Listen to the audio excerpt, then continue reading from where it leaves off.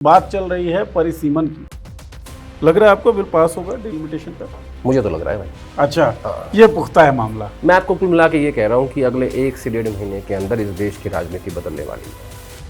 कौन सी पार्टी किसको वोट देगी, कौन सी पार्टी के सांसद एब्सटेन होंगे, इतने मुखौटे हट जाएंगे ना, नए हो जाएंगे सब। कांग्रेस का क्या रुख है इन सब चीजों को लेकर? कुछ चल रही है चर्चा पार्टी के अंदर? एक चोट गाड़ियों पे भी हुई है, इथेनॉल वाली। मेरी गाड़ी पे भी होगी चोट। हो गए? मेरे पास एक गाड़ी जो है मेरी, उसमें पिछले साल वो दिन चलते चलते बंद हो गई, तो वो गाड़ी मैंने एजेंसी भेज दी और हफ्ता पहले वो फिर बंद हो गई। मैंने थोड़ा सा उनको टाइट किया तो उन्होंने कहा कि सर पेट्रोल समस्या है सर। तो मैंने कहा पेट्रोल समस्या है या एथनॉल समस्या है? सर आप हमसे क्यों बुलवा रहे हो सर? एक आदमी की तबीयत बिगड़ रही है सर जंतर मंतर पे। सोशल मीडिया पे ये नहीं चल रहा है कि नरेंद्र मोदी क्यों नहीं बात कर रहे हैं, सरकार क्यों नहीं बात कर रही है, विमर्श ये चल रहा है राहुल गांधी क्यों नहीं गए हैं। समूचे विपक्ष को इकट्ठा होकर इंडिया अलायंस को जाके उनका अनशन तोड़वाना चाहिए और अपना समर्थन देना चाहिए। वो भूल जाए इस कांग्रेस जनता पार्टी को। सब कुछ शांत हो गया था अमेरिका, ईरान, इसराइल के बीच, जब फिर स्ट्रेट ऑफ हॉर्मुज ईरान बंद कर रहा है, अमेरिका कह रहा है हम भी ब्लॉक कर देंगे। क्या नया नया घटा है? ट्रम्प साहब जब है तब तो शांति कहाँ? मतलब इस बार तो इस युद्ध के स्टार्ट होने का मुझे कारण ही नहीं पता और मैं समझ नहीं पा रहा हूँ कि क्यों हो रहा है ये। लेकिन इम्पैक्ट बहुत टेरिबल हो सकता है इसका।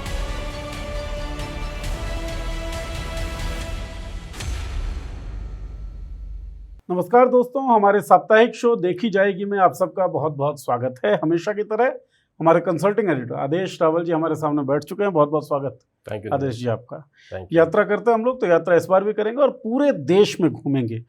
मामला ही ऐसा है कि पूरे देश में घूमना ही पड़ेगा क्योंकि बात चल रही है परिसीमन की। बात चल रही है 543 लोकसभा जो सीटें हैं उनको 850 किए जाने की। तो ये बात पूरी कैसे होगी, इस बात के लिए खेल क्या खेला जा रहा है राजनीतिक गलियारों में, उस खेल के बारे में आपको बताएंगे। मध्य प्रदेश घूमना बड़ा ज़रूरी है क्योंकि एक बड़े नेता मंच पर भावुक हो गए थे। भावुक क्यों हुए ये आपको बताएंगे। बांकीपुर बिहार में प्रशांत किशोर जो हैं जी जान से लगे हुए हैं और भारतीय जनता पार्टी का कैंडिडेट बदला गया, तो उसके बारे में भी बात करनी पड़ेगी। और जब तक ट्रंप हैं तब तक इंटरनेशनल खबरों से अछूते कैसे रहेंगे, तो बिना पासपोर्ट के स्ट्रेट ऑफ हॉर्मुज तक भी हम लोग जाएंगे। और जब सबकी नज़रें जंतर मंतर पर हैं तो जंतर मंतर की बात भी की जाएगी और बात देहरादून की भी की जाएगी, जिस पर नज़रें बेशक कम हैं लेकिन देहरादून में होने वाला कुछ बड़ा था। आदेश जी हमारे सामने बैठे हैं, बताएंगे कि क्या बड़ा होने वाला है। और सबसे बड़ा सवाल जो है उससे कर लेंगे शुरू। तो आप जुड़ जाइए हमारे साथ। गुजारिश यही कि अब तक सब्सक्राइब ना किया हो तो सब्सक्राइब कर लीजिए। आदेश जी शुरू करते हैं जी। जो डिलिमिटेशन की बात चल रही है, मॉनसून सेशन, लग रहा है आपको बिल पास होगा डिलिमिटेशन का? मुझे तो लग रहा है भाई, और ये कभी की कल्पना नहीं है। अच्छा, हाँ। ये पुख्ता है मामला। देखिए अब आते हैं गणित पे इसके। डिलिमिटेशन क्यों जरूरी है? परिसीमन 850 सीटों क्यों में। जरूरी है बीजेपी के लिए? हाँ ऑब्वियसली, किसके लिए? उसमें तो कहाँ कोई शंका है। देखिए 543 सीट हमारे पास लोकसभा में अभी, और जो पिछला मसौदा था, जो विधेयक था हमारा, जो 17 अप्रैल 2026 को बंगाल विधानसभा चुनाव से पहले सरकार हार गई थी जी, तो उनको जहाँ तक मुझे सही से याद है 298 वोट पड़े थे। तो आपको 2/3 बहुमत की आवश्यकता होती है संविधान में संशोधन करने के लिए। जी। सरकार का अपना जो नंबर था वो 240 था बीजेपी का, और एनडीए का जाके 293, 298 के आसपास वोट पड़ी। अब तब से लेके और अब तक क्या गणित बदला है, दर्शकों को समझाना बहुत जरूरी है। बंगाल चुनाव बीजेपी जीती और उसके बाद उसने टीएमसी को तोड़ दिया और उसके 20 सांसद को तोड़ के सिटीजन पार्टी एक बनाई, जिसने कभी चुनाव नहीं लड़ा था। बनी बनाई थी जिसने कभी चुनाव नहीं लड़ा था। आज उसके 20 सांसद लोकसभा के अंदर है और वो एनडीए का हिस्सा है। 6 सांसद तोड़े गए उद्धव ठाकरे जी की पार्टी के, 26 हो गए, ठीक है। और 8 सांसद हैं शरद पवार जी की पार्टी के, 34 हो गए। तो ये बैठते हैं 332, 298 और 34। तो 332 सांसद आज की डेट में सरकार के पास है। मेरा व्यक्तिगत रूप से ऐसा मानना या जानकारी है मेरे पास कि इन्होंने 17 अप्रैल को ही ये कॉन्स्टिट्यूशनल अमेंडमेंट संसद के अंदर गिरने के बाद तैयारी शुरू कर दी थी और उसी दिन सबको काम असाइन कर दिए गए थे।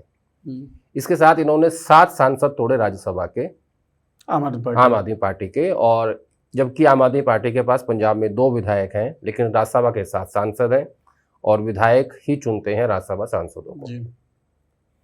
राज्यसभा बाद में आएंगे, बीजेपी के पास। बीजेपी के पास जी। राज्यसभा बाद में आएंगे। तो अब इनके पास 232 है, 332 332 टोटल, 28-29 और चाहिए इनको। ठीक है। अभी। अब बची है डीएमके। डीएमके के पास 22 सांसद हैं और डीएमके अब इंडिया अलायंस का हिस्सा भी नहीं है, क्योंकि कांग्रेस पार्टी और टीवीके ने हाथ मिला लिया है और डीएमके अब उनसे दूर हट गई है। लेकिन 28 जून को जो बैठक दिल्ली में हुई थी, इंडिया अलायंस की पहली बैठक इस चुनाव के बाद, तो उसमें डीएमके ने हिस्सा नहीं लिया, ना आम आदमी पार्टी ने लिया। लेकिन उसने जो फैसला किया था कि हम एसआईआर और वोट चोरी के मुद्दे पे जो पत्र लिखेंगे चीफ जस्टिस ऑफ इंडिया को, उसमें साइन किया, उसमें डीएमके ने भी साइन किया और आम आदमी पार्टी ने भी साइन किया। ठीक है। डिलिमिटेशन का जाति के आधार पर विरोध करने वाली सबसे बड़ी पार्टी डीएमके थी जी। स्टालिन ने उस बिल को ही जला दिया था। ठीक है। अब लोगों को लग रहा है कि डीएमके इधर आ सकती है, मुझे एनडीए की तरफ। तो अगर डीएमके इधर आ जाए, फिर अगेन एज्यूम कर रहे हैं, तो 232 और 22 254, तो 6 सांसद बचे हैं। नहीं, पूरे हैं। अगर ये 22 भी ना आए तब भी पूरे हैं, मैं एक्सप्लेन कर दूंगा। अच्छा, ठीक है। लेकिन उसमें दिक्कत क्या आएगी? डीएमके को दिक्कत आएगी विचारधारा की। पूरी राजनीति खत्म हो जाएगी उनकी राजनीति की। वो विचारधारा जो उनकी है, जो उनकी राजनीति है, वहाँ पे दलित की राजनीति है, पैरियर की, क्रिश्चियन वोट बैंक की, ठीक है, वो उनकी बचेगी ही नहीं। तो अब क्या होगा? तैयारी तो पूरी हो चुकी है। अन्ना मलाई के थ्रू नहीं, वो मुझे लगता है कि थोड़ा देर हो चुकी है उसमें अभी। अच्छा, अगर ये डीएमके को तोड़ दें और उसका 2/3 हिस्सा अन्ना मलाई की पार्टी में मर्ज कर दें, वो भी एक बेहतर विकल्प था, लेकिन इन्होंने अभी तक तोड़ा नहीं है। तो कुछ और सोच रहे हैं? हाँ, कुछ और है। इसके 2 तरीके और बचे हैं, वो आप बताएंगे। इंटरेस्टिंग मामला जो संवैधानिक नहीं है। ठीक है। पहला कल्पना के आधार पर? पहला नहीं, इसमें कभी कल्पना नहीं है। पहला तरीका है कि आप सांसदों को एब्सटेन कराएंगे। जब आप एब्सटेन कराएंगे, और वो किसी भी पार्टी के हो सकते हैं, वो जेएमएम के हो सकते हैं, वो आरजेडी के हो सकते हैं, वो बीजेडी के हो सकते हैं, वो वाईएसआरसीपी के हो सकते हैं, समाजवादी पार्टी के हो सकते हैं, डीएमके के हो सकते हैं, किसी के भी हो सकते हैं। कांग्रेस का एक आध कोई हो तो हो, वरना नहीं। हाँ, लेकिन ये क्यों होंगे? सवाल बड़ा ये है। अब ये मुझे लगता है कि जिन जिन सांसदों के खिलाफ वो किसी भी पार्टी का है, ईडी, सीबीआई या इनकम टैक्स या बिजनेस, जो भी जहां फंसा हुआ है ना, अब ये बिल वैसे पास होगा, लेकिन पास जरूर होगा इसी सेशन में। ये आप सुनिश्चित हैं इसको लेकर? ऐसा कोई कारण नहीं है कि ये बिल अभी पास ना हो। अब फिर से कहा जाएगा कि महिला आरक्षण का नाम पहले लिया जाएगा और परिसीमन का बाद में। मैं आपको कुल मिला के ये कह रहा हूं कि अगले 1 से 1.5 महीने के अंदर इस देश की राजनीति बदलने वाली है। लोकसभा की सीटें बढ़ेंगी, लोकसभा की सीटें बढ़ेंगी, विधानसभा की सीटें बढ़ेंगी, विरोध होगा, मुखौटे हटेंगे। कौन सी पार्टी किसको वोट देगी, कौन सी पार्टी के सांसद एब्सटेन होंगे, इतने मुखौटे हट जाएंगे ना कि मतलब पता नहीं वो वर्ड यूज करूं ना करूं, कर दीजिए सर, बीप कर देंगे, नंगे हो जाएंगे सब। और कौन करेगा? बीजेपी इसी काम में लगी हुई है। सबकी असलियत जो है, खासतौर पर रीजनल पार्टीज की। तो आपने कुछ नाम तो ले ही लिए, जिनके शुरुआत में नाम लिए उस पर आप आशंका व्यक्त कर सकते हैं या सोच सकते हैं शायद वहां जाए। मतलब कितने शरीफ लोग थे, सब खुल के आ गए। मैं कहता हूं इतने मुखौटे हटेंगे ना, समझ नहीं पाओगे कि देश की राजनीति में हो क्या रहा है। अच्छा, एक चीज बताया आपने, जब बोला था तो ये बोला था कि ये बीजेपी के लिए जरूरी क्यों है? नंबर्स कैसे पूरे हो रहे हैं ये तो आपने एक्सप्लेन कर दिया। जरूरी क्यों है बीजेपी के लिए? क्या अमित शाह, मतलब जो कभी कल्पना थी, उससे कुछ लिंक है क्या इसका? हाँ, वो अपने लिए पूरी मिसाल बिछा रहे हैं। देखिए, इस प्रेजेंट सिचुएशन में आज की जो 543 की लोकसभा है, इसमें अगर आप चुनाव में जाएंगे जी, और अगर विपक्ष इंडिया अलायंस जो है वो बीजेपी के खिलाफ पूरे 543 सीटों पे सिर्फ एक कैंडिडेट दे, तो बीजेपी जीत नहीं सकती। मतलब ग्राफ नीचे है बीजेपी का। यार, जब 2024 में 240 दे दी लोगों ने, मंदिर अब तो- बनवा के हाँ, अब तो मंदिर चोरी हो गई। मंदिर बनवाने के बाद आपको 240 दे दी। और अब पता क्या होगा, जैसे ही चल रहा है ना मंदिर की में वोट, ये जो चंदा चोरी हो रही है, कहीं उत्तराखंड से खबर आ रही है, कहीं वैष्णो देवी से खबर आ रही है, कहीं एथनॉल का नैरेटिव है, जितने नैरेटिव है ना, ये डिलिमिटेशन आते ही सब वॉश आउट हो जाएगा और इस देश में मतलब प्योर राजनीतिक बात होगी, चर्चा होगी। सरकार को सब पता होगा कि कौन सी कॉन्स्टिट्यूएंसी कहाँ तक है, कैसे है। जैसे इन्होंने क्या किया, असम में क्या किया, इन्होंने 22-23 सीटें ऐसे बना दी कि वहां सिर्फ मुसलमान ही जीत सकता है। ठीक है, तो ये कॉन्स्टिट्यूएंसी नहीं बनाएंगे, ये मोहल्ले बनाएंगे। ये मुसलमानों का है, ये आदिवासियों का है, ये हिंदुओं का है, ये ऐसे डिजाइन करेंगे। ये खाली सीट नहीं बढ़ा रहे हैं, ये बाउंड्रीज भी सेट करेंगे। और इनका मार्क रहेगा, वो मार्केशन इनका पूरा हाँ, रहेगा। हाँ, यहाँ हमको चाहिए ही नहीं, और नहीं चाहिए यहाँ ले हमें, लेंगे हम। ये सब इनको दे दो। जैसे असम में इसी कारण ये से विवाद हुआ ना। असम का जो इतना ज्यादा हिंदू मुस्लिम पोलराइजेशन था, उसकी वजह ये थी कि 22 से 23 सीट आपने सिर्फ ऐसी कर दी कि जहां मुसलमान ही जीतेगा। इसी में 18 जो विधायक तो आपने ये कह दिया कि ये 22 सीटें हैं ना, ये मुसलमानों का मोहल्ला है। तो एक तो नफरत आप बढ़ा पाएंगे, पोलराइजेशन हाँ, ज्यादा कर पाएंगे और आपको फायदा मिलेगा। जैसे उदाहरण देता हूँ, जहां जहां हिंदू मुस्लिम पोलराइजेशन नहीं होता, वहां ये जातियों में पोलराइज कर देते हैं। महाराष्ट्र में मराठा गैर मराठा, झारखंड में आदिवासी गैर आदिवासी, आपके राज्य में जाट, हरियाणा में जाट गैर जाट। ठीक है, ऐसे ही ये, जैसे सपोज करो हरियाणा में है या झारखंड में आदिवासी जो वोट है वो किसको वोट देता है, हेमंत सोरेन को। ठीक है, तो ये उनकी कॉन्सेंसस को तोड़ देंगे। यानी जहां आदिवासी वोट जो है वो डिसाइडिंग फैक्टर है, वो उसके कुछ गांव काट के दूसरी सीट में डाल देंगे। यानी आप नहीं तय कर सकते, आदिवासी वोट तय नहीं कर पाएगा कि कौन जीतेगा कौन हारेगा। ऐसे हरियाणा में कर देंगे, जाट नहीं तय कर पाएगा कि कौन जीतेगा कौन हारेगा। आपका डिसाइसिव पावर छीन लेगी। हाँ, जो बहुल्य क्षेत्र है ना, और जो इनका वोट बैंक नहीं है, उसको तोड़ देंगे, फ्रेगमेंटेशन हो जाएगा उसका। और ये सब कुछ तैयारी तो ये कर चुके होंगे, हो चुकी है। बस इतने कहलवा लो मुझसे, ज्यादा मत कहलवाओ। ज्यादा क्यों ना कहलवाए, 1 घंटे का शो बनाना है, ज्यादा तो कहलवाएंगे। इतना तो कह दिया। कम्युनिकेशन जो है तो सब तैयारी हो चुकी है। विपक्ष के सामने अगली चुनौती ये है कि वो इससे लड़ेगा कैसे। एग्जैक्ट, मेरा सवाल भी यही है कि पॉलिटिकल स्ट्रेटजी के लिहाज से आप अगर बताएं तो क्या तरीका होगा।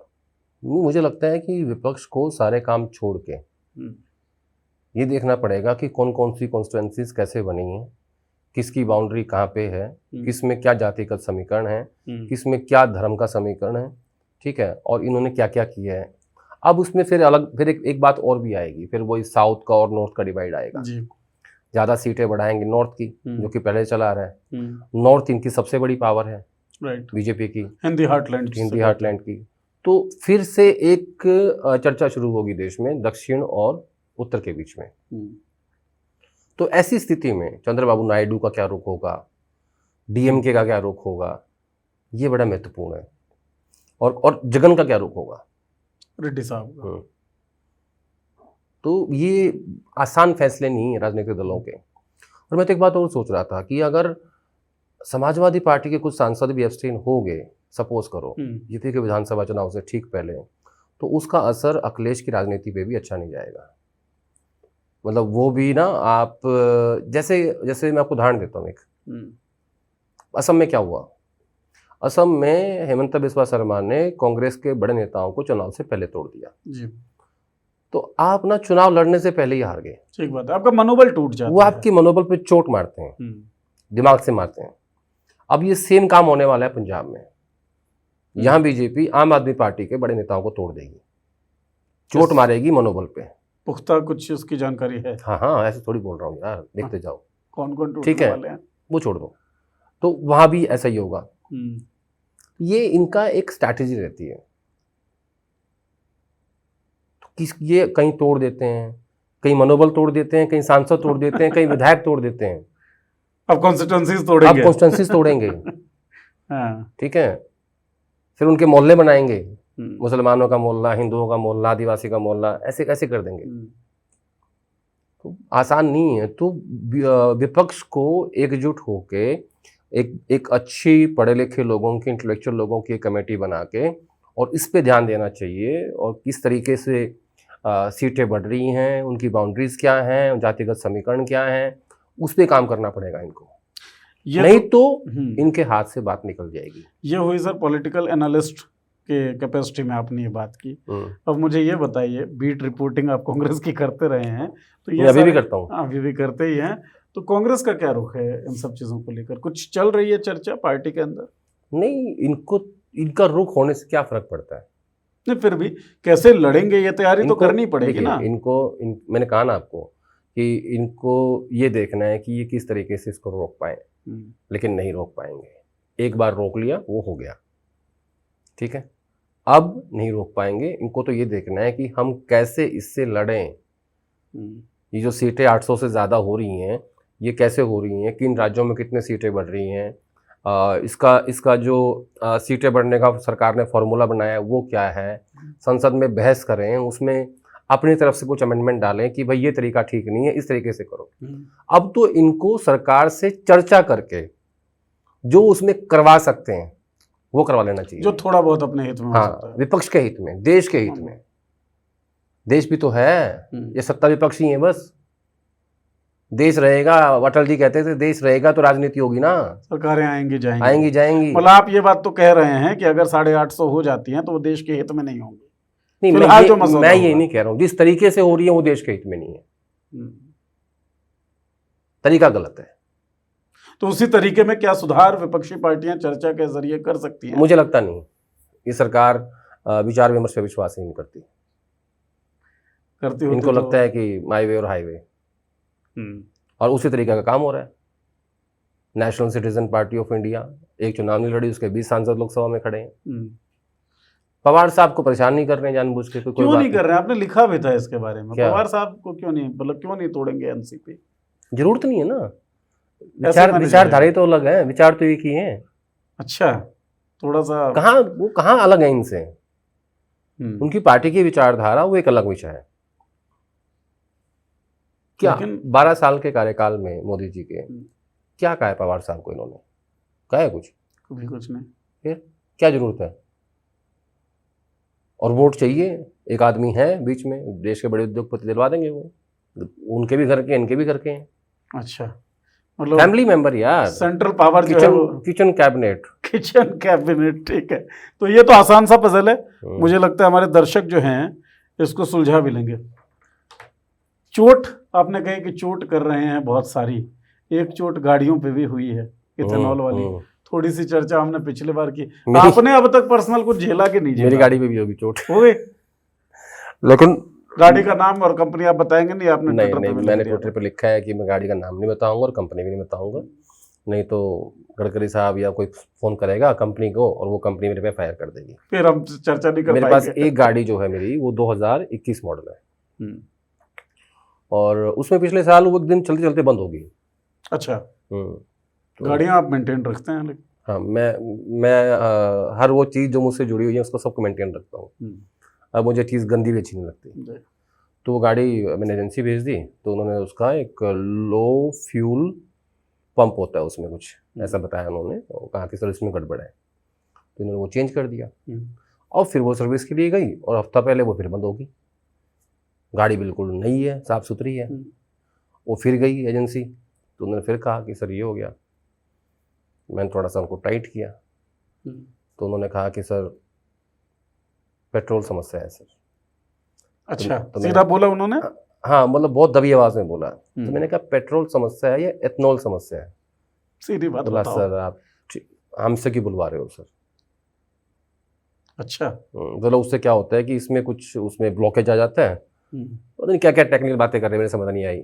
तो उन्होंने फिर वो चेंज कर दिया। अब तो इथेनॉल के आने के बाद आपकी गाड़ी का एक पार्ट तो बदला गया। इसका ये माइलेज एक पार्ट 2 बार बदला गया, 2 बार बदला गया। एक साल भी नहीं हुआ। और माइलेज वाइलेज में कुछ अंतर? हाँ, थोड़ा फर्क है। कितना लगभग? फिर भी मेरा मानना है कि करीब करीब 3 से 4 किलोमीटर का फर्क पड़ रहा है। 3 से 4 तो मेजर ही है। जैसे 15 देती थी पहले, अब वो 10-11 पे है। अच्छा, तो बहुत जबरदस्त फर्क है। हालांकि वो गाड़ी में कम यूज करता हूँ, वो मेरी मदर के लिए है। अच्छा, माइलेज आप चेक कैसे करते हैं? गाड़ी दिखाती है भाई माइलेज। नहीं नहीं नहीं नहीं नहीं, आपने सुना नितिन गडकरी साहब कह रहे हैं यही तो कैच है। यार गडकरी साहब क्या कह रहे हैं मुझे नहीं पता, ठीक है, उसमें मत मुझे फंसाओ। मेरे पास जो 2 गाड़ियां हैं उन हाँ। दोनों में वो लिखा हुआ आता है कि भाई साहब ये गाड़ी आपकी इतनी एवरेज दे रही है और ये हाँ। इतनी एवरेज दे रही है।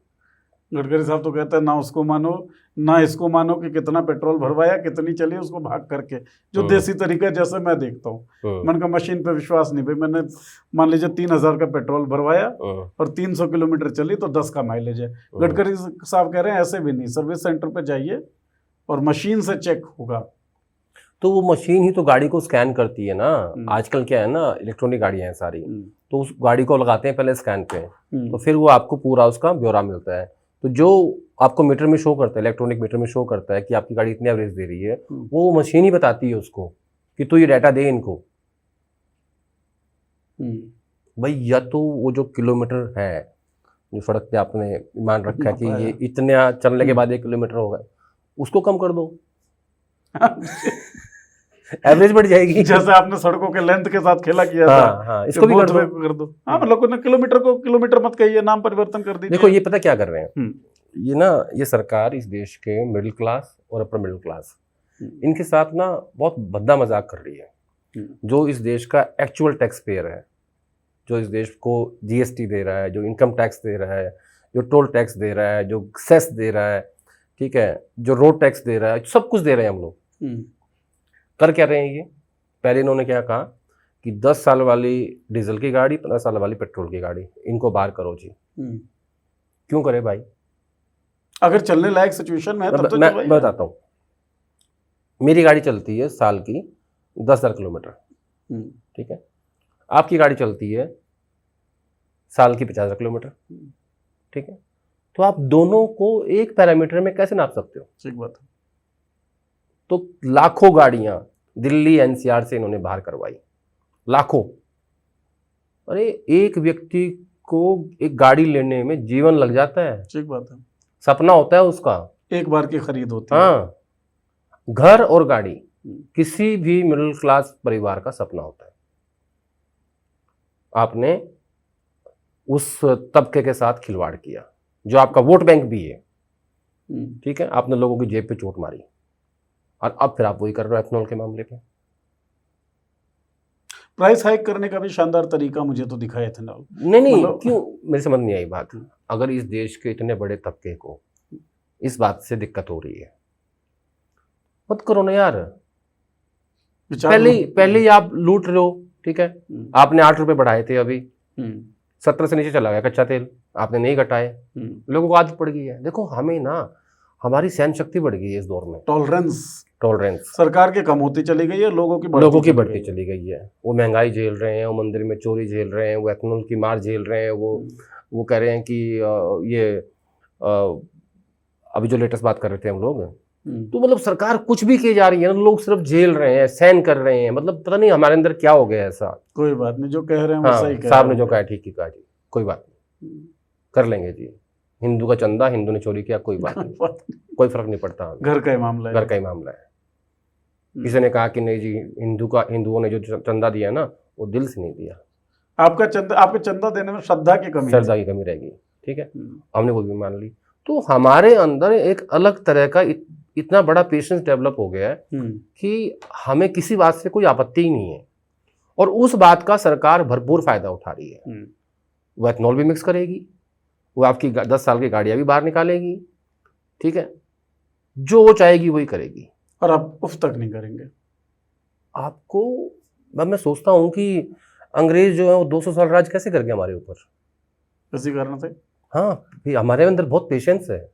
तो महात्मा गांधी ने झकझोरा, सहन शक्ति इतनी ज्यादा है हमारे अंदर कि हम महात्मा जी की उस थ्योरी को मतलब ठीक ही मानते हैं कि एक थप्पड़ मारा दूसरा आगे कर लो। हालांकि महात्मा गांधी का बड़ा डेविएटेड सा और बड़ा खराब सी थ्योरी है, ये उनकी थ्योरी है नहीं, ऐसा पोर्ट्रे कर दिया जाता है, लेकिन लोग अब ये मान बैठे हैं। हाँ, लेकिन मैं समझ से बाहर हूँ उस बात को लेकर। सरकार दबाई जा रही है और हम दबते जा रहे हैं। अच्छा, आपने एक बात जो बोली थी ना, अब इसको रिलेट करके बताइए आदेश जी। आपने कहा था कि जैसे ही डिलिमिटेशन होगा तो बाकी सारे मामले जो हैं वो सब गौण हो जाएंगे, तो इन सब मामलों का कुछ भी नहीं होगा? नहीं, कुछ भी नहीं होगा, कोई बात नहीं होगी। तो क्या रहेगा मामला, क्या रहेगा डिलिमिटेशन के बाद? एथनॉल ऐसे ही बिकेगा, चंदा चोरी कहीं कोने में फाइल दब जाएगी, ठीक है, और एकदम से इस देश में एक पॉलिटिकल डिस्कोर्स आएगा और हाहाकार मच जाएगी। किस तरह का डिस्कोर्स, किस तरह के हाहाकार? डिस्कोर्स ये आएगा कि राज्यों की विधानसभा सीटें बढ़ेंगी, जिस प्रपोर्शन में लोकसभा सीटें बढ़ेंगी उसी में विधानसभा बढ़ेंगी, ठीक है। तो हर जगह सिर्फ राजनीतिक बात होंगी, हम चुनावी राजनीतिक बात, हम एकदम से चले जाएंगे पॉलिटिकल मोड में, इलेक्टोरल। आज जो हम सामाजिक मोड में हैं, आज जो हम धार्मिक मोड में हैं, आज जो हम अपने व्यक्तिगत समस्याओं की मोड में हैं, ठीक है, तो टीवी, अखबारों और सोशल मीडिया से वो डिस्कोर्स गायब हो जाएगा। बात केवल ये होगी कि वोट बैंक क्या है, कहाँ पे कितनी सीटें हैं, किसकी सीट कहाँ शिफ्ट हो गई है, और एक विधानसभा में कितने गांव हैं, ठीक है, एक लोकसभा कितनी बड़ी इन्होंने रखी है, ठीक है, जनसंख्या कितनी है उसकी, इस तरीके से बात होगी। और किस राज्य में कितनी सीटें बढ़ी हैं, कितनी लोकसभा की बढ़ी, कितनी विधानसभा की बढ़ी। तो एक बड़ा पॉलिटिकल डिस्कोर्स आपके सामने आने वाला है, और वो जो मैं बार बार कह रहा हूँ कि ये एक बड़ी चुनौती है विपक्ष के सामने, और सबसे बड़ी चुनौती ये है कि वो कैसे 800 प्लस सीटों पे बीजेपी के सामने एक कैंडिडेट देगी। अगर इसमें कामयाब हो गए ना तो ये 800 की 1000 सीट कर लो तब भी नहीं जीत सकते, क्योंकि लोगों के बीच में जो भाव है वो 2024 में थोड़ा बहुत तो परिलक्षित हो ही गया था। नहीं, 2024 के बाद ऐसा तो है नहीं कि आप बढ़ाओ, वो तो विधानसभा चुनावों के हिसाब से देखे तो बहुत बढ़ गया। उसमें मल्टीपल फैक्टर्स हैं। हाँ। उसमें सबसे बड़ा फैक्टर एसआईआर का है जी, सबसे बड़ा फैक्टर एसआईआर। ठीक बात है, ठीक है ना। तो मुझे लगता है कि वो आहिस्ता आहिस्ता, मैं एक बात और सोचता हूँ कि हिंदुस्तान की राजनीति कब बदल जाए, कब वो किस मोड़ पे आके मुड़ जाए पता नहीं है, और इस देश की जनता को क्या अच्छा लग जाए और क्या बुरा लग जाए कोई नहीं जानता। किसने सोचा था यार, और भव्य राम मंदिर बनाने के बाद बीजेपी 240 पे आ जाएगी। ठीक बात है। तो मैं इस बात को नहीं मानता, और मैं इस बात को भी नहीं मानता कि 850 सीट बीजेपी की जीत की गारंटी है। गारंटी कुछ नहीं होती। नहीं, गारंटी तो आप बार बार कहते हैं। राजनीति में गारंटी थोड़ी होती है। राजनीति संभावनाओं का खेल है, कब संभावना बन जाए और कब बिगड़ जाए जनता को ही पता है। जनता को पता है संभावनाओं के बिगड़ने का बात, लेकिन एक आदमी की तबीयत बिगड़ रही है सर जंतर मंतर पे। 18वां दिन जब हम रिकॉर्ड कर रहे हैं तब है सोनम वांगचुक के भूख हड़ताल का विमर्श ये चल रहा है सबसे ज़्यादा। पहली बात तो ये कि भूख हड़ताल क्योंकि उनकी तबीयत लगातार बिगड़ रही है, साइंटिस्ट रहे हैं, देश उनको खोना नहीं चाहता है, किसी तरह की दिक्कत ना हो तो वो अनशन तोड़ दें। वैसे भी गांधी कहते थे अनशन तब प्रभावी होगा जब सामने कोई न्याय बोध वाला व्यक्ति या नैतिकता वाला व्यक्ति बैठा हो। इसी देश में हमने देखा कि जीडी अग्रवाल 111 दिनों तक भूख हड़ताल पर रहे और उनकी मौत हो गई, जबकि यूपीए के टाइम में उनकी भूख हड़तालें टूट जाती थी। विमर्श सोशल मीडिया पे ये नहीं चल रहा है कि नरेंद्र मोदी क्यों नहीं बात कर रहे हैं, सरकार क्यों नहीं बात कर रही है, सरकार ने ऐसे क्यों इग्नोर छोड़ रखा है। विमर्श ये चल रहा है राहुल गांधी क्यों नहीं गए हैं सोनम वांगचुक के पास। सोनम वांगचुक एक इंटरव्यू में कहते भी हैं कि अगर नहीं आते हैं तो छोटापन होगा, तमाम विपक्षी पार्टियों के लिए भी, जिसमें नाम राहुल गांधी, अखिलेश यादव इनका भी था। तो इस पर क्या अभी देखिए, अखिलेश ने भी ट्वीट करके समर्थन दिया अपना कि उनको अपना जो अनशन है वो तोड़ देना चाहिए। और जो एक इसमें एक जो बड़ी प्रॉब्लम है वो ये है कि ये जो कॉकरोच जनता पार्टी है उसके मंच पे ही ये अनशन हो रहा है सोनम वांगचुक जी का।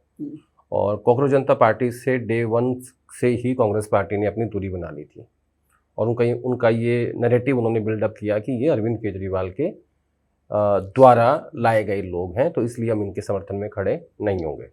और इस दौर में, मोदी जी के राज में, इस सरकार में आंदोलन करना, उसको खड़ा करना बहुत मुश्किल काम है। ऐसा कोई आंदोलन नज़र नहीं आता मुझे दूर दूर तक, छोड़ के किसान आंदोलन को, जो लगभग 1 साल चला और बाद में प्रधानमंत्री जी को माफ़ी मांगनी पड़ी कि हाँ मुझसे भूल हुई यार, मैं 3 बिल वापस लेता हूँ। 750 किसान शहीद भी हुए। ठीक है, उसकी एक कीमत चुकाई है किसान भाइयों ने और समाज ने और देश ने। तो ये तो बात उसकी हुई। कॉकरोच जनता पार्टी और उसके एफिलिएशंस पे और उन लड़कों पे जो वो उसके नेता हैं उसको लेके सवाल है। तो यही एक चीज़ है जो राहुल गांधी और सोनम वांगचुक के बीच खड़ी हुई है। लेकिन मैं इसके आगे बढ़ के आपको कहना चाहता हूँ कि ठीक है, वो जो भी मंच है जैसा भी है, लेकिन सोनम वांगचुक जैसे व्यक्ति के समर्थन में इस देश के समूचे विपक्ष को आना चाहिए।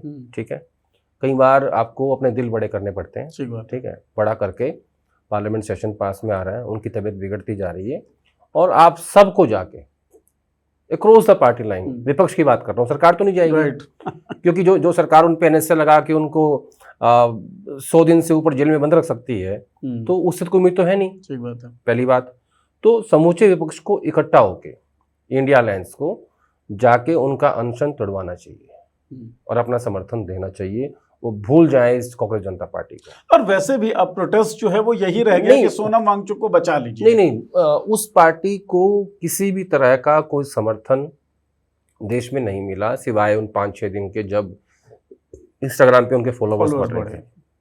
ठीक है, वो पार्टी तब कब खड़ी होती? वो पार्टी तब खड़ी होती जब अभिजीत दीप के जब दिल्ली लैंड किए थे एयरपोर्ट पे और पुलिस उठा के उनको जेल में डाल देती। हाँ, दमन होता तो आंदोलन खड़ा होता। सरकार ने बहुत सोच समझ के रणनीति बनाई और उन्होंने कहा कि इनको अनुमति दो कि ये प्रोटेस्ट करें। करने दो। जो गलती कांग्रेस ने करी थी यूपीए के समय में, जब अन्ना आंदोलन हो रहा था कि वो रामदेव से मिलने जा रहे हैं और सरकार के 4 मंत्री, और कोई इधर अन्ना से बात हो रही है। ठीक है, तो ये ऐसी गलती ये सरकार नहीं करती, मनुष्यता जैसी गलती नहीं करती है। इस सरकार ने बहुत सारी चीजें कांग्रेस पार्टी की सरकार से सीखी है, खासतौर पर यूपीए 2 की सरकार से सीखी है। तो ये फर्क है। रिपोर्ट्स बाहर नहीं आने देंगे, डाटा बाहर नहीं आने देंगे, प्रोटेस्ट होने नहीं देंगे। अब देखो, जैसे कांग्रेस पार्टी प्रोटेस्ट करती है तो यूथ कांग्रेस प्रोटेस्ट करेगी तो यूथ कांग्रेस के ऑफिस से लेकर प्रेस क्लब के बाहर बैरिकेडिंग कर देते हैं और आप वहीं पे कूद लो। हाँ। आपका प्रोटेस्ट हो गया जी। उधर का कांग्रेस पार्टी प्रोटेस्ट करेगी तो वो अकबर रोड बंद कर देते हैं, और कई बार तो वो कांग्रेस ऑफिस को ही बंद कर देते हैं कि अंदर ही कर लो प्रोटेस्ट। हाँ, अंदर ही कर लो। तो ये जो तरीके हैं मतलब प्रोटेस्ट के, तो इसमें सरकार अलग तरह की सरकार है। आजकल ये नैरेटिव काम नहीं करते हैं प्रोटेस्ट वाले, और बदली है राजनीति, यही कहूँगा।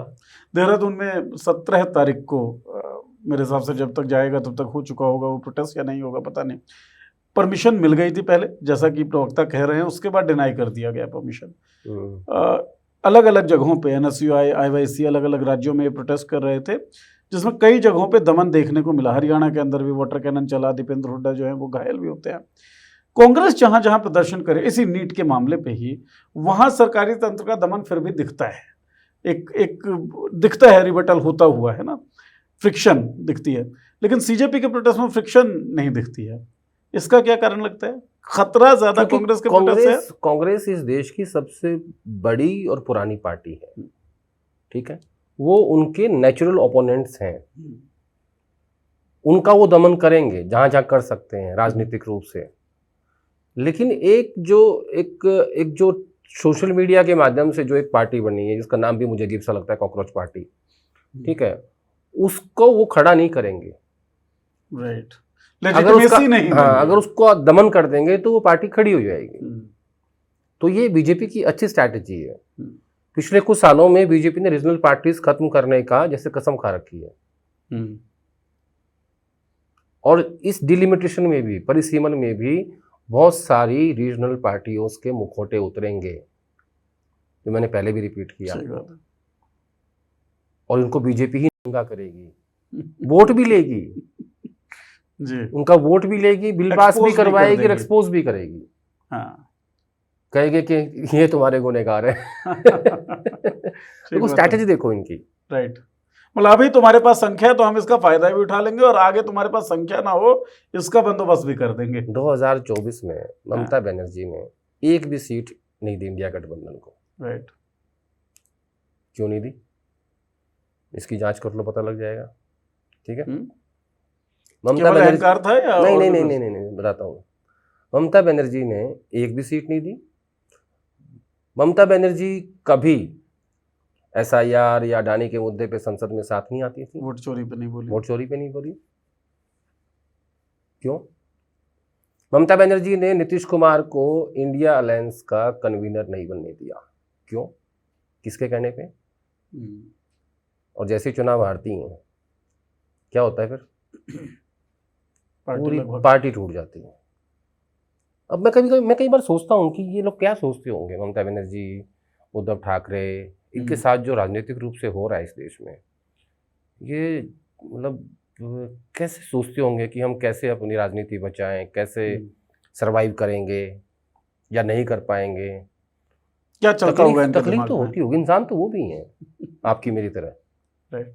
भाई आप ठीक है, आप देश के प्राइम मिनिस्टर हो या आप रीजनल पार्टी के हेड हो या आप शाहरुख खान हो, एट द एंड ठीक ऑफ है, द डे आप हैं तो इंसान, या आप डोनाल्ड ट्रंप हो, हाँ, वो तो इंसान ही ना यार। ठीक बात है। जैसे डोनाल्ड ट्रंप शांति की नहीं सोच सकता, अभी हम लोग ऑफ द रिकॉर्ड बात कर ही हाँ, रहे थे हाँ। और उस पर हम एंड तो करेंगे ट्रंप बात के को। रहते हुए शांति कैसे हो सकती है? क्या तो हाँ, ये सब भी इंसान ही है। तो जो ममता बनर्जी सोचती होगी यार, 2 महीने पहले तक यानी अप्रैल में मैं इस राज्य की मुख्यमंत्री थी और हवाओं के जो रुख था वो मैं चेंज तय कर करती देती थी, थी, हाँ। बदल देती थी। तय ही मैं करती थी किधर हाँ, चलेंगे, किधर जाना है। एजेंसी को पुलिस से घिरवा लेती थी वो तो। वो रवि किशन कहता था ना कि ये हमारे गांव में वो पत्ता गिरने से पहले पूछता है कि हम गिरे क्या। है? आज उस अभिषेक बनर्जी को लोग पत्थर मार रहे हैं और ममता कह रही है राहुल गांधी को कि राहुल जी आप SIR पे मीटिंग बुलाइए। तो राजनीति में कब कौन कहाँ पहुंच जाएगा कुछ पता नहीं, कुछ पता नहीं है। कौन कहाँ से गिर जाएगा और कौन कहाँ से उठ जाएगा ये कोई नहीं जानता। अब संभावनाएं लगाना भी जो है वो बड़ा मुश्किल हो गया है, क्योंकि नहीं, हम तो बिल्कुल लगाएंगे। हाँ, हम तो लगाएंगे, चाहे हमारी काल्पनिक हो। और आप काल्पनिक को काल्पनिक ही समझ के सुनिएगा। दर्शकों से अपील, आखिरी थोड़े सवाल को ले ले। क्या कहते हैं ना, चिट्ठी को तार समझना, थोड़े को ज्यादा समझना, कुछ समथिंग है ना लाइन। ऐसा ही है, ऐसा ही है। तो समझ गए होंगे दर्शक, कमेंट करके बता भी देंगे। बहरहाल इस शो को अंत की तरफ ले जाते हुए एक सवाल ये बताइए साहब, सब कुछ शांत हो गया था अमेरिका, ईरान, इसराइल के बीच, ये फिर स्ट्रेट ऑफ हॉर्मुज ईरान बंद कर रहा है, अमेरिका कह रहा है हम भी ब्लॉक कर देंगे, क्या नया नया घटा है? मुझे समझ नहीं आया। पूरे विश्व में शांति हो गई थी, कच्चे तेल का दाम कम हो गया था, हाँ, ठीक है, लोग सुकून से रह रहे थे, लेकिन ट्रम्प साहब जब है तब तो शांति कहाँ। मतलब इस बार तो इस युद्ध के स्टार्ट होने का मुझे कारण ही नहीं पता और मैं समझ नहीं पा रहा हूँ कि क्यों हो रहा है ये। लेकिन इम्पैक्ट बहुत टेरिबल हो सकता है इसका। नहीं, वो तो दिख ही रहा है। वो तो जिस हिसाब से युद्ध स्टार्ट हुआ है, जिस हिसाब से ये बॉम्बिंग कर रहे हैं, वो तो दिख ही रहा है कि इसके परिणाम दूरगामी होंगे। कहाँ तक जाएगा पता नहीं है। भाई जब ये स्टार्ट हुआ था 28 फरवरी को, ये ऐसे स्टार्ट हुआ था कि ट्रम्प को लगा कि मैं 4 दिन में ईरान को पैक कर दूंगा, बम मार के खत्म हो जाएगा। और उनका तरीका भी वही था, सीधा टॉप लीडरशिप पे उन्होंने हमला किया और उनको आपने मार दिया, मार गिराया। अब उनकी जो अंतिम यात्रा थी खमनेई की, उसमें आपने देखा कि 1 करोड़ से ज़्यादा लोग शामिल हुए और पूरे वर्ल्ड के नेता वहाँ पे गए, कांग्रेस पार्टी के लोग भी गए, सरकार की तरफ से लोग भी गए, ठीक है। वो अलग बात है कि आपने स्टार्टिंग में कंडेम नहीं किया था, फिर उन्होंने आपका रास्ता ही बंद कर दिया। और हमारे जो जहाज हैं उनके ऊपर ही रोज फायरिंग हो रही है वहाँ भी, कई लोग मर चुके हैं हमारे। एक सेलर फिर मरा है। हाँ, ये कल की घटना है जी। तो भगवान सद्बुद्धि दे ट्रम्प साहब को, इतना ही कहूँगा।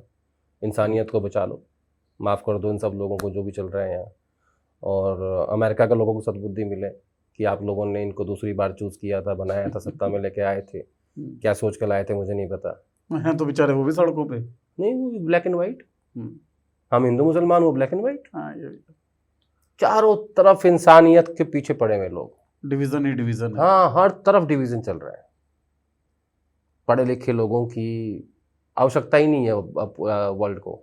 मैं इंडिया नहीं कहूँगा, मतलब वर्ल्ड कह रहा हूँ। अब कहाँ ओबामा था, कहाँ ये भाई साहब हैं, कहाँ डॉक्टर मनमोहन सिंह थे, लोगों को अच्छे नहीं लगे। हर आदमी की जेब में पैसे थे।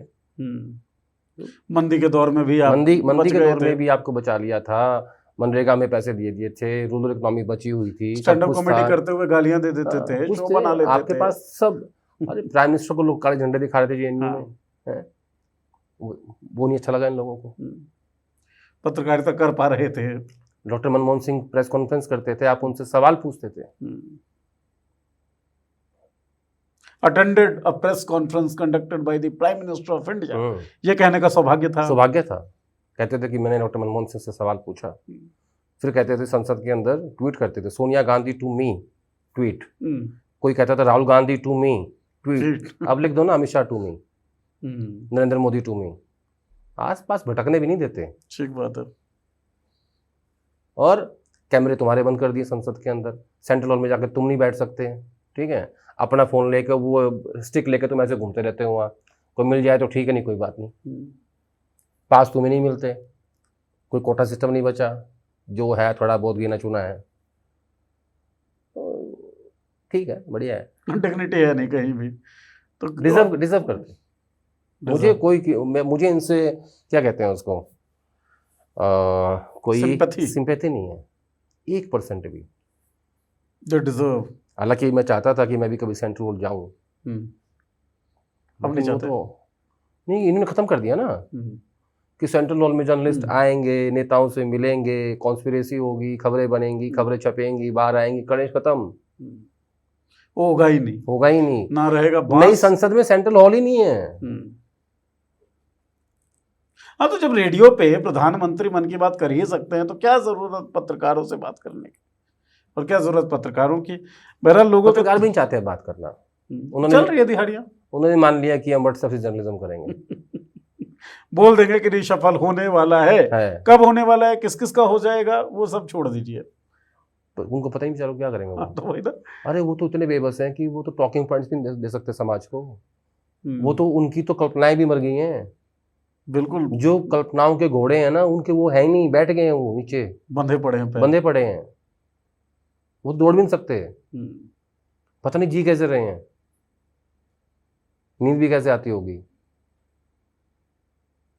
सवाल तो बड़े। सेम स्थिति जो उद्धव ठाकरे और ममता बनर्जी की है ना पार्टी टूटने के बाद, मुझे लगता है कि जितने तकलीफ उन लोगों के अंदर है ना, उतने इनके अंदर भी है, पत्रकारों के। पता नहीं, मतलब मैं सोचता हूँ ऐसा होना चाहिए। नहीं, आप अभी कह रहे थे ना संवेदना नहीं है। नहीं, मुझे संवेदना नहीं है। हाँ। मुझे कोई संवेदना नहीं। स्थिति अगर वैसी होती तो संवेदना भी होता सर, वैसे वर्षा होता है। मुझे नहीं है संवेदना, मैं अपनी बात कर रहा हूँ। लेकिन ये लोग जीते कैसे होंगे? ये खुशी से जीते होंगे, इनको आनंद आता होगा। सिर्फ पैकेज पे। हाँ, at the end of the day outcome तो वही है। ना बाप बड़ा ना भैया, सबसे बड़ा रुपया, ये तो चलता ही रहा ना सालों से ये स्लोगन। बहरहाल ये सब कुछ अचीव सरकार करती है आपके दिमाग में नफरत डालकर, क्योंकि दिमाग में नफरत जब डाल दिया जाता है तो कार में गन्ने का रस जाए उससे भी आपको दिक्कत नहीं होगी, पर दिक्कत आपको लेनी तो पड़ेगी। और वैसे भी आदेश जी का ये कहना है कि दिक्कत कितनी भी ले लें, आने वाले 1-1.5 महीने में कमर की पेटी आपको बदलनी पड़ेगी, क्योंकि मौसम बदलने वाला है और बहुत बड़ा बदलाव भारतीय राजनीति में होगा। हर तरफ चुनावी राजनीतिक मूड जो है वो ऑन हो जाएगा। सबसे बड़ा सवाल मुझे तो ये लग रहा है, मैं सोशल मीडिया पे मैंने कुछ चीज़ें कि अमित शाह उप प्रधानमंत्री हो सकते हैं, ऐसी खबरें चल रही हैं, ऐसी अटकलें चल रही हैं। फिर आदेश जी ने भी उप प्रधानमंत्रियों के बारे में एक ट्वीट किया, 7 उप प्रधानमंत्रियों का नाम लिखा, ये भी ऐड कर दिया कि इनमें से केवल एक प्रधानमंत्री बना है। तो एक तो अटकलों में सच्चाई कितनी है? क्या अमित शाह उप प्रधानमंत्री बनने वाले हैं? नहीं, देखिए, मैंने भी एक ट्वीट किया था इसको लेकर। मैंने कहा था कि ऐसी चर्चा है राजनीतिक गलियारों में, खासतौर पर लुटियंस जोन में, कि भाई अमित शाह जो हैं वो देश के उप प्रधानमंत्री बन सकते हैं। मैं ऐसा कतई नहीं कह रहा हूँ। मैं ऐसा क्यों कह रहा हूँ, मैं इसके बारे में बताना चाहता हूँ पहले कि हम एज ए जर्नलिस्ट, मैं हमेशा कहता हूँ कि हम टॉकिंग पॉइंट्स देते हैं, राइट, हम चर्चा करते हैं कि अगर ऐसा होगा तो राजनीति में ऐसा होगा। तो राजनीति को जब मैं डिकोड करने की कोशिश करता हूँ और जब मेरे मन में ये सवाल आया कि अमित शाह जी उप प्रधानमंत्री बन सकते हैं, तो मैंने भी लिखा वो, और वो लिखने के साथ साथ मैंने ये भी कहा कि फिर इसके परिणाम क्या होंगे। इसके परिणाम ये होंगे कि जो मोदी जी की राजनीतिक वसीयत है वो अमित शाह जी के नाम हो जाएगी। सबसे पहली बात, हु आफ्टर मोदी का आंसर मिल जाएगा। उसके बाद फिर उस पर कोई चर्चा नहीं होगी, और ये काम प्रधानमंत्री मोदी ही कर सकते हैं, कोई और नहीं कर सकता। अगर आपको ये लगता हो कि ये फैसला अमित शाह जी का होगा, तो मैं नहीं मानता इस बात को। आरएसएस उस पर आ रहा हूँ। अच्छा, अब मैंने एक आखिरी लाइन लिखी कि अगर ऐसा हो जाता है तो क्वेश्चन मार्क के साथ, तो नागपुर, लखनऊ, दिल्ली और मुंबई सब शांत हो जाएंगे, सबको सबके जवाब मिल जाएंगे, और सब उस रेस से बाहर हो जाएंगे और सबको नतमस्तक होना पड़ेगा। ऐसा मैंने लिखा। लेकिन ये मैंने कहीं नहीं कहा कि अमित शाह जी उप प्रधानमंत्री बनने वाले हैं। एक चर्चा को राजनीतिक रूप से डिकोड करने की कोशिश करी। उसी लिहाज में मैंने इसको लिखा था। अब इसका दूसरा पहलू क्या है? इसका दूसरा पहलू ये है कि एक तो मोदी जी की राजनीतिक विरासत अमित शाह के नाम हो जाएगी।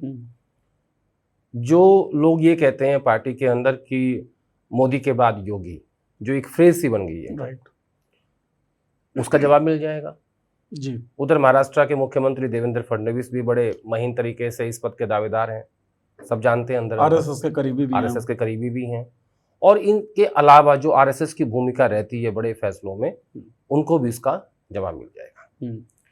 अब इसके बाद फिर मेरे दिमाग में ये आया कि भाई इस देश में कितने प्रधानमंत्री रहे, ये और मैं देख लूं। हाँ। और क्या उनमें से कितने पीएम बने? तो मैंने देखा सरदार वल्लभ भाई पटेल सबसे पहले उप प्रधानमंत्री, ठीक है, मुरारजी देसाई, चौधरी चरण सिंह, यशवंतराव चौहान, लाल कृष्ण आडवाणी। तो ऐसे करके एक लंबी फेरिस्त थी। उसमें मैंने देखा कि सिर्फ एक ही व्यक्ति चौधरी चरण सिंह ही थे जो बहुत छोटे समय के लिए प्रधानमंत्री बने, उप प्रधानमंत्री से।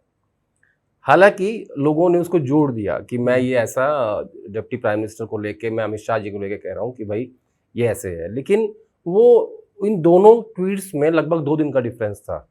तो ये कल रात को मैंने सोचा, मैं कहा यार ये भी चेक कर लूँ कि कितने देश के प्रधानमंत्री रहे हैं।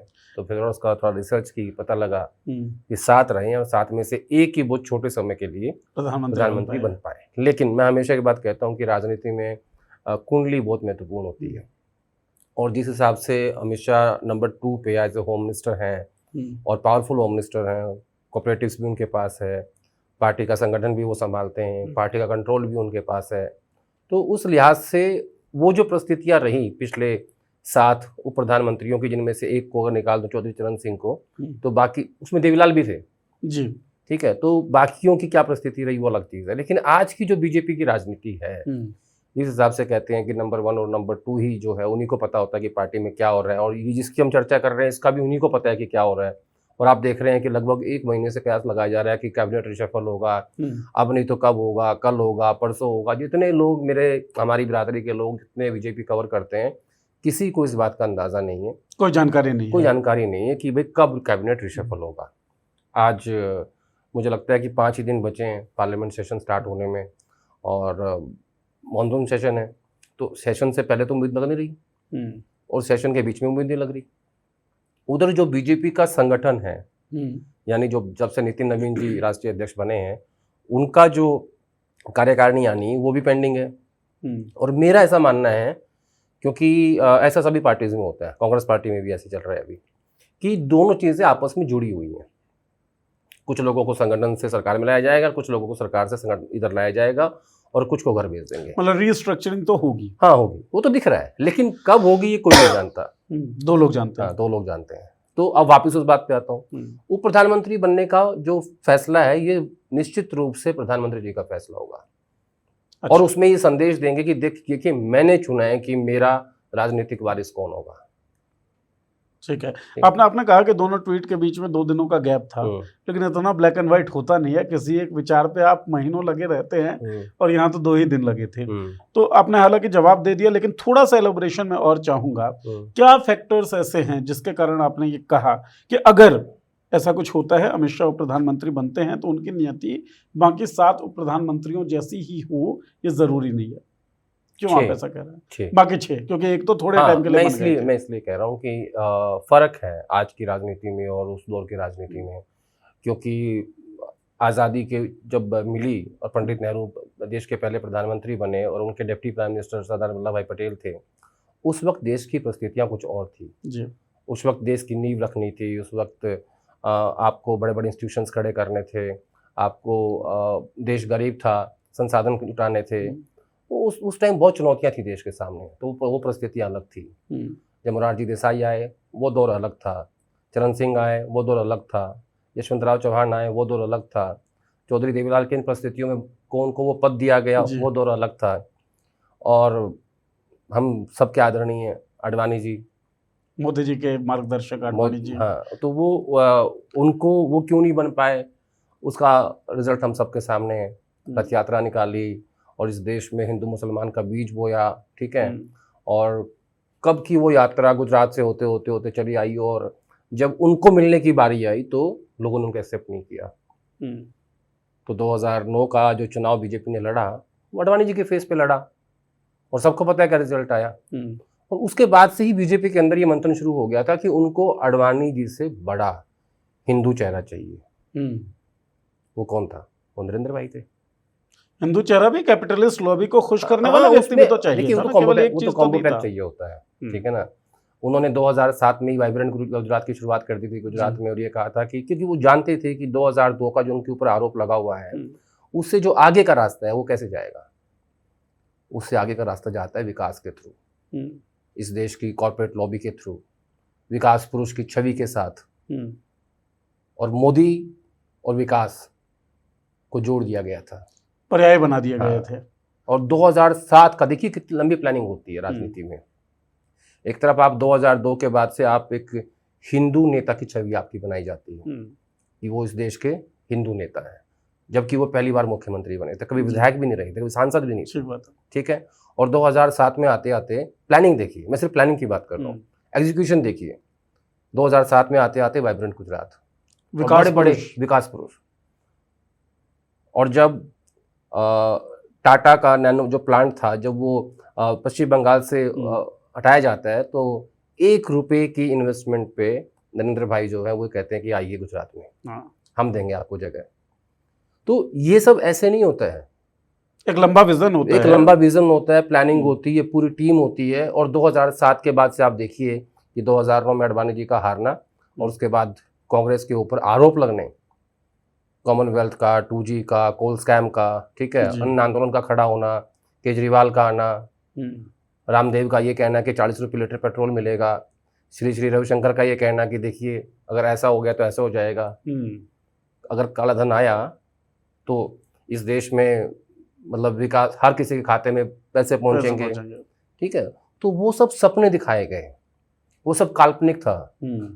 जैसे हम ऐसा नैरेटिव बना दिया जाना कि हर आदमी लग्जूरियस हो जाएगा। जैसे हमने अभी एक काल्पनिक बात की कि अगर अमित भाई देश के उप प्रधानमंत्री बन जाते हैं तो क्या होगा। अरे छोड़िए, आप कह रहे हैं काल्पनिक बात की, साइकोलॉजी का सर एक नियम है, धुआं जहां है ना, आग होगी तो जरूर, आग नहीं होगी तो छोटी मोटी चिंगारी होगी।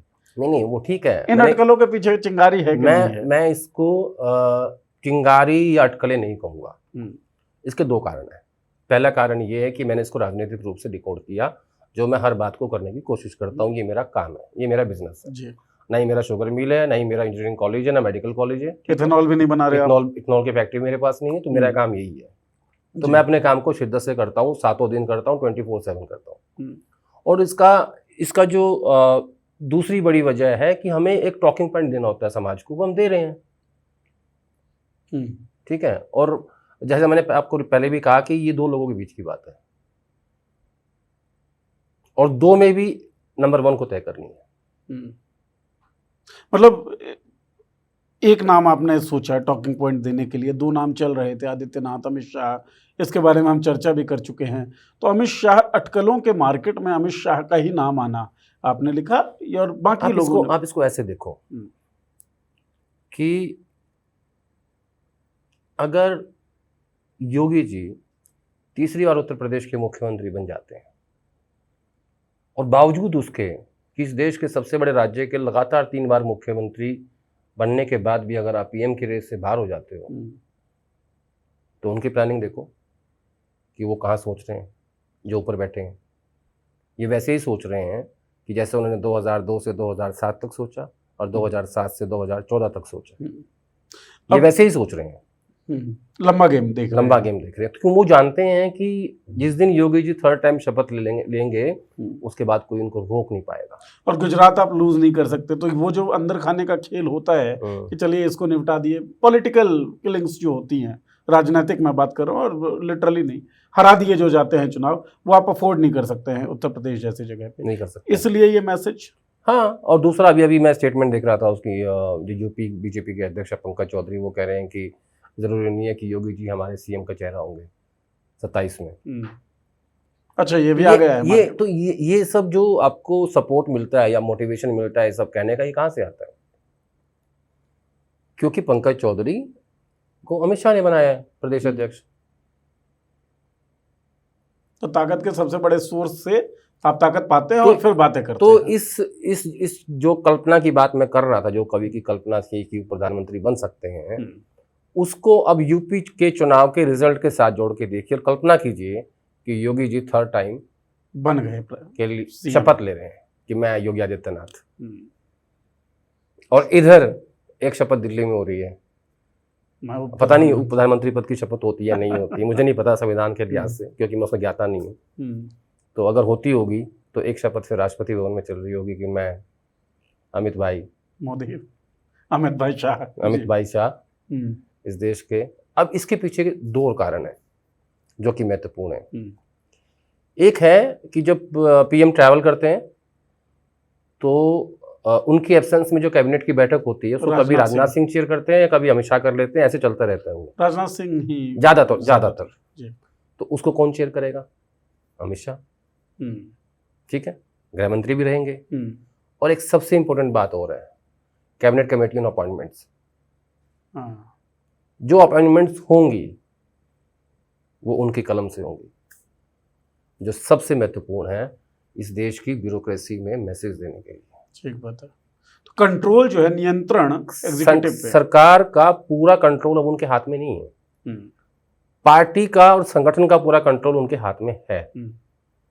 अगर कभी की कल्पना सही होती है तो इधर का भी कंट्रोल और खास तौर पर ब्यूरोक्रेसी में मैसेज चला जाएगा कि अब डिफेक्टो जो आने वाले हमारे नेता हैं, अगर जनता ने वोट दे दी तो अमित शाह जी हैं। ठीक है। इसमें एक ना इत्तेफाकी और है पहले जवाब से आपने कहा कि एकदम अगर ये हो जाता है, कभी की कल्पना अगर साकार होती है तो नागपुर, मुंबई, लखनऊ सब शांत हो जाएंगे। लेकिन नतमस्तक होना पड़ेगा, स्वीकार करना पड़ेगा आपको। विकल्प और कोई नहीं दिखता आपको? नहीं, मुझे तो विकल्प बहुत दिखते हैं। मतलब विकल्प तो बीजेपी के अंदर बहुत दिखते हैं। हाँ। नागपुर को बहुत दिखते हैं। योगी जी खुद को विकल्प मान के ही बैठे हैं, देवेंद्र फडणवीस विकल्प मान के बैठे हैं, सब मान के बैठे हैं। बट वो तो नंबर 1 को तय करना है ना। लेकिन सर बागी भी मैं किसको दूंगा? बागी भी तो इसी सिचुएशन में पैदा होते हैं ना। देखिए, अगर आज की इस बीजेपी के दौर में कोई बगावत कर सकता है, मुझे तो लगता नहीं, नजर नहीं आता। थोड़ी सी की थी नरोत्तम मिश्रा ने, थोड़ी सी की थी, 24 घंटे भी नहीं लगे। लेकिन जब फैसला यही हो कि फॉल इन लाइन, लेकिन नरेंद्र मोदी के बाद का चुनाव आप कर रहे हैं, ठीक है, कि नरेंद्र मोदी के बाद कौन, तो जो सबसे बड़ा एक्सेस पावर है, सेंट्रल पावर है नरेंद्र मोदी का बीजेपी में, वो पावर तो खत्म हो रहा है ना। तो उसके एब्सेंस में भी क्या सभी लोग नतमस्तक रहेंगे? ये कहाँ खत्म हो रहा है? वो जब वो अपना उत्तराधिकारी चुन लेंगे कि मैंने इनको चुन लिया है, तब परिस्थिति अलग हो जाएंगी ना। और आपने एक चीज नहीं देखी, अमित शाह राष्ट्रीय अध्यक्ष रहे, फिर नड्डा जी राष्ट्रीय अध्यक्ष रहे, अभी नितिन नवीन राष्ट्रीय अध्यक्ष हैं, ठीक है। उसके बावजूद भी जो पार्टी का पूरा कंट्रोल है वो अमित शाह के हाथ में है जी। वो अलग बात है कि फैसले ऊपर नंबर 1 ही करते हैं, ठीक है, लेकिन पार्टी का और संगठन का कंट्रोल जो सबसे बड़ी पावर होती है किसी भी नेता की, वो अमित शाह के पास है। वो नहीं छोड़ा उन्होंने कभी भी। अब उसको उदाहरण दूं, दीजिए। राष्ट्रीय अध्यक्ष नितिन नवीन की बांकीपुर सीट पे उपचुनाव हो रहा है, अभिषेक को टिकट दे दिया और 2 दिन बाद आप उसको टिकट को चेंज कर दिया, कहा कि उन्होंने पारिवारिक कारणों से अपने आप को विड्रॉ कर लिया है। क्या इसका मतलब ये है कि आपने राष्ट्रीय अध्यक्ष से बिना पूछे ही उनके सीट पे उम्मीदवार तय कर दिया था? पूछ रहा हूं मैं दर्शकों से, किया क्यों जाना पड़ा? मैं वही तो कह रहा हूँ तो जब आपको ये लगा कि नहीं यार, मेरी सीट का फैसला भी मैं खुद नहीं कर पा रहा हूँ, तो जब आपने अपनी बात रखी होगी जाके जहां भी रखनी चाहिए, तो क्या उसके बाद चेंज हुआ है वो? तो ऐसे फैसले होते हैं कि राष्ट्रीय अध्यक्ष की सीट पे फैसला हो रहा है और राष्ट्रीय अध्यक्ष को नहीं पता है। हो सकता है ऐसा हो सकता है। मतलब कल्पना ही समझे, हम तो सब कल्पना करते हैं, कल्पनाओं की बात करते हैं। कभी की कल्पना होती है, संभावना, राजनीति संभावनाओं का खेल है। ठीक बात है।